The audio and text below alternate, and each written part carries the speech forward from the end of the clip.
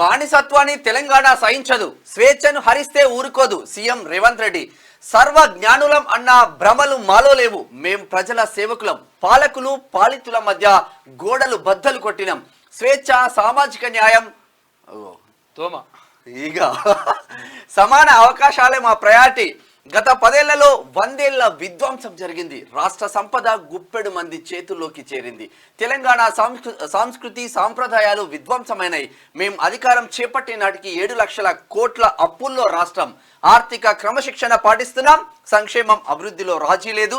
తెలంగాణ ఏర్పాటులో సోనియా గాంధీ, మీరా కుమార్, సుష్మా స్వరాజ్ పాత్ర మరువలేనిది. రాష్ట్ర ఆవిర్భావ వేడుకల్లో ముఖ్యమంత్రి ప్రసంగం జయ జయ హే తెలంగాణ గీతం జాతికి అంకితం చేసిన శుభ సందర్భం నిన్న మొత్తం మీద ఇక్కడ చాలా అద్భుతంగా సాంస్కృతిక కార్యక్రమాలు కానీ తర్వాత అన్ని కూడా జరిగినాయి. బోనాల కోలాటం అని చెప్పేసి ఆదివారం ట్యాంక్ బండ్పై నిర్వహించిన 10 ఏళ్ల పండుగ వేడుకల్లో బోనాల ప్రదర్శన అని చెప్పేసి ఇక్కడ చిత్రం చూసుకోవచ్చు. తెలంగాణ తల్లిని చూస్తే కన్నతల్లి యాదికి రావాలి. తెలంగాణ తల్లి 4 కోట్ల ప్రజల ఆకాంక్షల ప్రతిరూపంగా ఉండాలి. ఆ తల్లిని చూస్తే మన కన్నతల్లి యాదిలోకి రావాలి. సగటు తెలంగాణ గ్రామీణ మహిళ రూపమే తెలంగాణ తల్లి ప్రతిరూపంగా ఉండాలి. తెలంగాణ తల్లి కష్టజీవి, కరుణామూర్తి. ఈ రూపురేఖలతో తెలంగాణ తల్లి రూపానికి పునరుజ్జీవం జరగాలి. ప్రజల ఆకాంక్షలను ప్రతిబింబించేలా త్వరలో తెలంగాణ తల్లి రూపం సిద్ధమవుతుంది. ఇది సాంస్కృతిక పునరుజ్జీవనంలో భాగం. ఈ నిర్ణయాలు ఎవరికి వ్యతిరేకం కాదు, తెలంగాణ ప్రజల ఆకాంక్షలకు ప్రతిరూపం మాత్రమే అని చెప్పేసి ముఖ్యమంత్రి రేవంత్ రెడ్డి చెప్తా ఉన్నాడు. తెలంగాణ అభివృద్ధికి కట్టుబడి ఉన్నాం. రాష్ట్ర ఏర్పాటులో ప్రజల దృఢ సంకల్పం నాకు స్ఫూర్తినిచ్చింది. ఇచ్చిన మాటకు కట్టుబడి తెలంగాణను ఏర్పాటు చేశాం. రాష్ట్ర ప్రజలకు ఆవిర్భావ దినోత్సవ శుభాకాంక్షలు. సోనియా గాంధీ వీడియో సందేశం. కొంతవరకు ఆమెకు అనారోగ్య కారణాల వల్ల నిన్న సోనియా గాంధీ రాలేకపోయింది. అసలు యాక్చువల్గా ఈ కార్యక్రమానికి ముఖ్య అతిథిగా ఉండే. ఎందుకు ముఖ్య అతిథిగా రావాలి అట్లా అని చెప్పేసి కూడా కొంతమంది అడిగితే లేదు, ఆమె రాజ్యసభ సభ్యురాలుగా ఎన్నికైంది కాబట్టి ఆమెను ముఖ్య అతిథిగా తీసుకోవచ్చు, ప్రాబ్లం ఏం లేదని చెప్పేసి ప్రభుత్వం చెప్పింది. అయితే కొంచెం అనారోగ్య కారణాల వల్ల ఆమె రాలేదు కాబట్టి వీడియో సందేశాన్ని పంపించింది సోనియా గాంధీ. ఒకసారి చూద్దామా.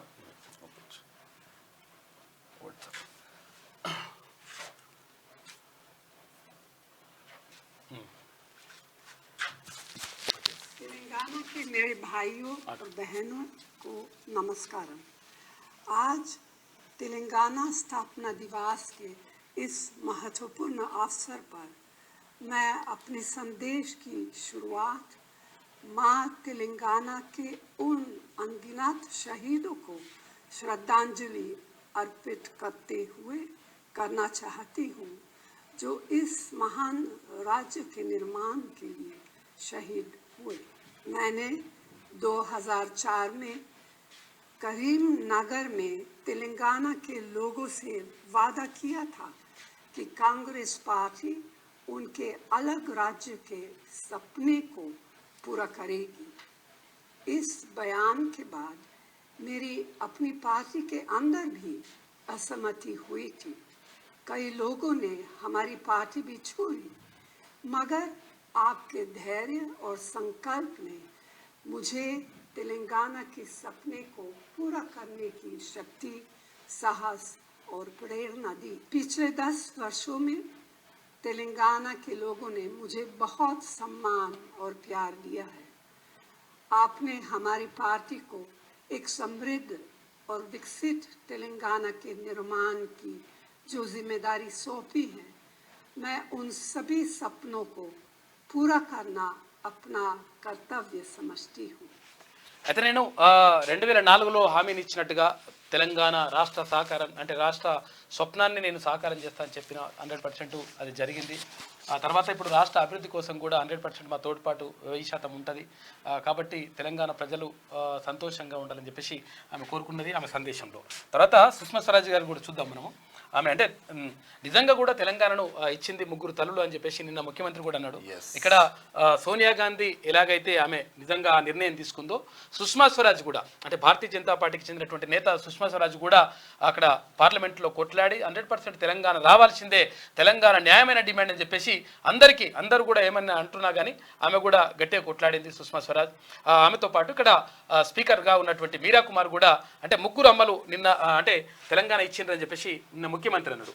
ఇక ఆదివారం ట్యాంక్ బండ్పై నిర్వహించిన 10 ఏళ్ల పండుగలో పాల్గొన్న గవర్నర్ రాధాకృష్ణన్, ఇక సీఎం రేవంత్ రెడ్డి, స్పీకర్ గడ్డం ప్రసాద్, మండలి chairman Gutha Sukhender Reddy, deputy CM Bhatti Vikramarka, మంత్రులు కోమటిరెడ్డి వెంకటరెడ్డి, పొంగులేటి శ్రీనివాసరెడ్డి, తుమ్మల నాగేశ్వరరావు, జూపల్లి కృష్ణారావు వీరందరూ కూడా నిన్న వేదిక పైన ఉన్నారు. అంత్యశ్రీ భావోద్వేగం. తాను రచించిన జయ జయ హే తెలంగాణ జననీ జయకేతనం పాట రాష్ట్ర గీతంగా ఆవిష్కృతం అవుతున్న సమయంలో కవి అంత్యశ్రీ భావోద్వేగానికి లోనయ్యారు. పిడికిలి బిగించి చేతిని పైకెత్తి జై తెలంగాణ అంటూ కంటి నిండా నీళ్లు తెచ్చుకున్నారు.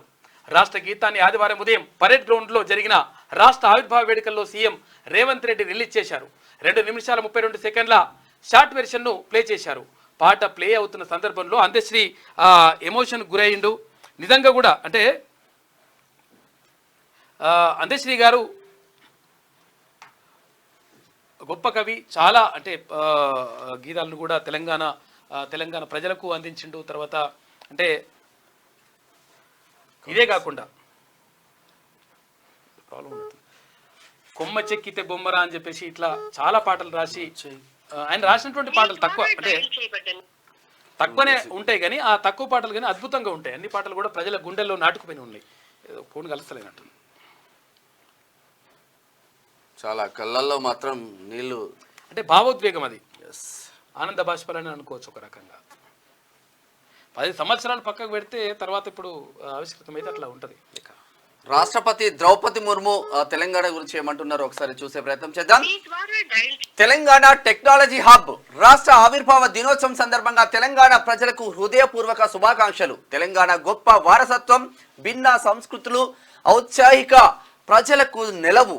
టెక్నాలజీ హబ్ గా రాష్ట్రం అవతరించింది. తెలంగాణ నిరంతర అభివృద్ధి చెందుతూ దేశాభివృద్ధికి తోడ్పాటు కావాలని ఆకాంక్షిస్తున్నానంటూ రాష్ట్రపతి ద్రౌపది ముర్ము నిన్న దశాబ్ది ఉత్సవాల సందర్భంగా ఆమె సందేశాన్ని పంపారు. ఇక ప్రధాని కూడా తెలంగాణది గొప్ప చరిత్ర, తెలంగాణ సోదర సోదరిమణులకు రాష్ట్ర అవతరణ దినోత్సవ శుభాకాంక్షలు. దేశాభివృద్ధికి తెలంగాణ అందించిన సహకారం గొప్పది, భారతీయులందరికీ ఎంతో గర్వకారణం.